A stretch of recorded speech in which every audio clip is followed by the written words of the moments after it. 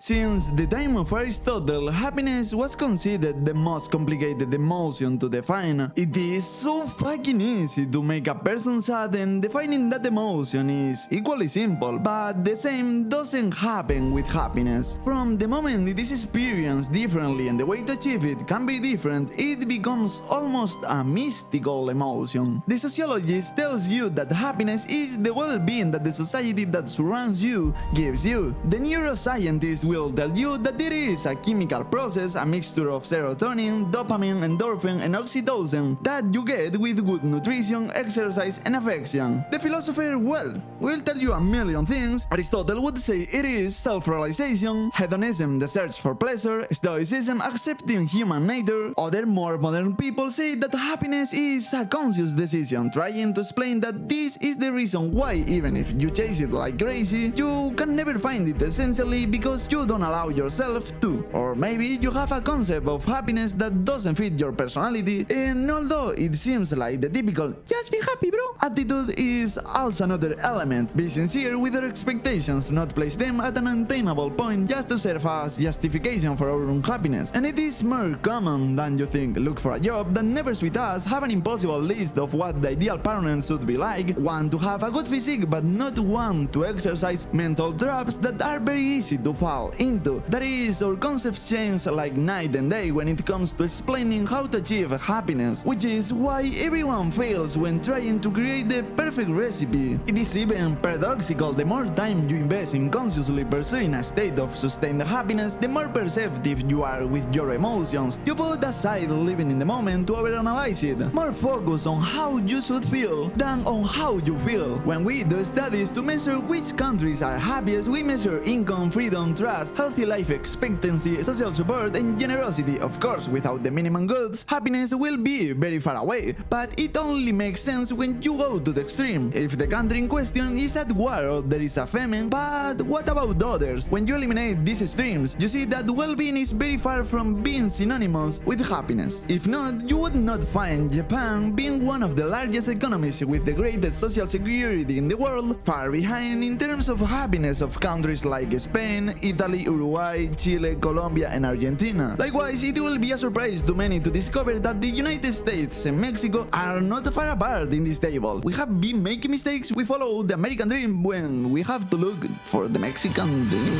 This study serves to verify that Abraham Maslow's pyramid of needs works. This pyramid explains how all needs at different levels are connected to happiness. First would be the basics: food, good rest, not getting cold. Next would be the well-being that society gives you: a job, a house, security, healthcare. From there we move on to friends and couples. It follows that you feel part of a society and feel valued, and finally at the top, self-realization. It is a pyramid because if you don't do the basics, you can even think about the complex ones. Basically because if you haven't eaten anything for 2 days, thinking about others respecting you is trivial. Your happiness is not my happiness. It all depends on what position you are on this board and how long you are there. For example, let's say you are at the top and your goal is to make a lot of money. If you win it all at once, it will make you happy for a moment, but as time goes by, you will get used to that new state. Remember that it is not a sustained emotion. You will begin to give importance to other things. You will return to normalize your new status and start over. What will make me happy? A house in New York, a song, write a book? You can do the same at all levels, not just at the top. Happiness always moves one step ahead because you have to value it. If it is normal for you to have a job and a home, it is also normal that this doesn't bring you any joy. Taking everything for granted. From there, the phrase "you don't know what you have until you lose it." The same thing happens with love. When a lot of time passes, you will get that feeling that it is not like before. All those emotions of novelty will go away with time. And if you attribute that passion from the beginning to the happiness of the couple, it is normal that when it disappears, which it will, you feel that you are no longer happy.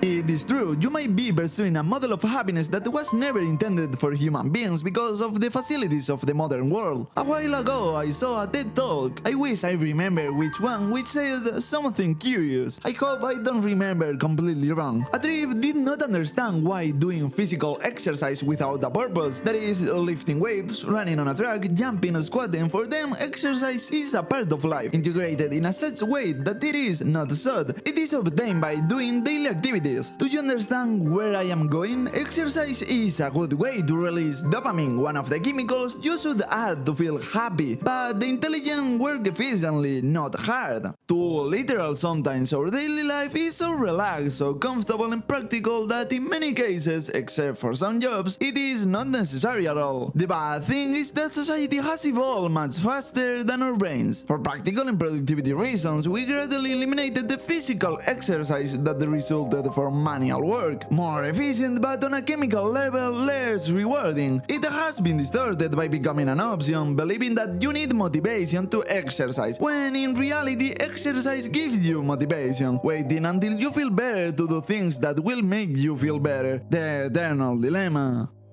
When obstacles become smaller and easy to overcome thanks to the advancement of society, humanity invented sports, as Bernard said, in a conscious attempt to create artificial obstacles to overcome. Example of how the mind loves to solve problems. But what happens when there aren't any? When the standard of living has been perfected to the point that death is not the main problem to avoid. The brain is so excited about solving problems that if it can find them, it creates them. It is true that the impact on a chemical level is less rewarding because you somehow know that it is artificial, but as an optimist would say, it is better than nothing. The more complex society becomes, the more complex the solutions are. It is not all that bad. A well-off society means a boring society, and from boredom arises creativity. Jennifer Chesler wrote very well how historically whenever humanity encountered the most deadly boredom, the most incredible creativity arose to counter it. Imagine how many more things we'll be ignoring without realizing it, believing that they are secondary, optional, or even unnecessary, when they are mandatory. More than 2 million years of evolution of our species cannot be suppressed by sheer will alone. Do you see what the problem is? We are constantly looking for that magic pill that when we take it, will automatically make us happy, and it will never work. Most of you will have already felt it, but if not, it is similar to what happens when you finish a series that you like. You feel stupidly empty. It doesn't matter how good it was or what an impressive ending it had. It happens with series and not with movies, because with the series you create a routine. It happens in a similar way to objectives. It is good to have them, but thinking that the good things are at the end is a mistake. Modernizing Unabomber's concept of true happiness, I would say that it is about testing yourself, knowing how much you can push yourself. He meant that you could only experience it if you expose yourself daily to the challenge of staying alive. The chemical reward in your brain would be exaggerated, and there would be few feelings of happiness stronger than that, knowing that you have earned a place in this world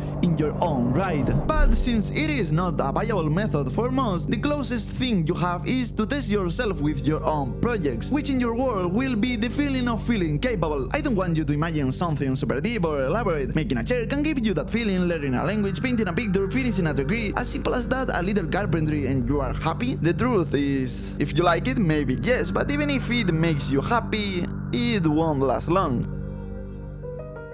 The sooner you have to learn that nothing in particular is absolute happiness. When they describe that treasure hunting is more enjoyable than treasure, they don't say it for no reason. The hunt lasts longer, there are ups and downs, and every second does not have to be a marvel for the whole to remain good. While the joy of the treasure, no matter how good it is, lasts as long as it takes to assimilate it. You could perhaps argue that the happiness that modern man pursues is harmless, only because he has no real problems to face. When well-being is taken for granted, the happiness it could make you feel becomes normalized. Once you no longer have to worry about basic things like staying warm when it is cold or eating when you are hungry, the mind tends to focus on smaller problems and less satisfying goals. Emotions are not black or white. Between happiness and unhappiness, not sadness, there is an extremely wide range in which you are objectively happy, but the intensity is so low that you wouldn't know how to differentiate it, which is confusing, right? However, you know perfectly well when you are wrong. Everything in your body, physically, mentally, lets you know. You feel lazy with fatalistic thoughts, that feeling that everything is lost, that nothing will ever be the same again. You torture yourself by remembering a random past experience that didn't even seem like a good time back then, but compared to how you feel now, you could even say that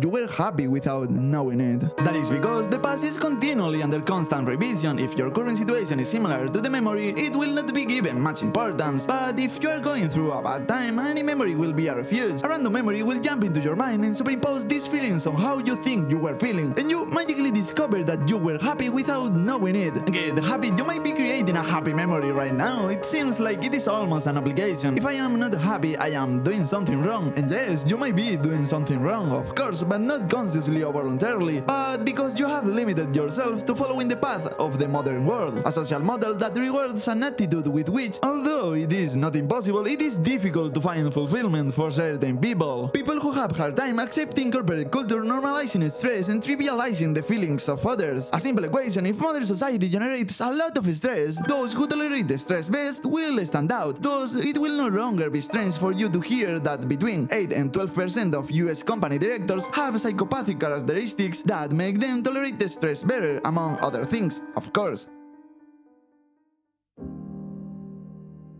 Human beings can get used to anything, but do not confuse conformity with resilience, resignation with resilience, and even pessimism with resilience. Schopenhauer, for a pessimist with an intractable personality, works a little on the idea of happiness, a rather elusive feeling for someone so intelligent. Johanna Schopenhauer, Arthur's mother, wrote to him, "All your good qualities are obscured by your great intelligence and become useless to the world, simply by your rage at wanting to know everything better than everyone else." Even though he was a pessimist, he recognized that happiness exists, only there is no point in chasing her. For every fulfilled desire, an endless list of unsatisfied desire follows, and in a way that is how it should be, because otherwise, if you think that you already have everything, you have nothing left to do or learn. What meaning would life have? Always chasing, never holding on to happiness for long, like a treasure hunt that never ends, a vicious circle that helps you make sense of the world, slowly discovering that no one can tell you how to be happy.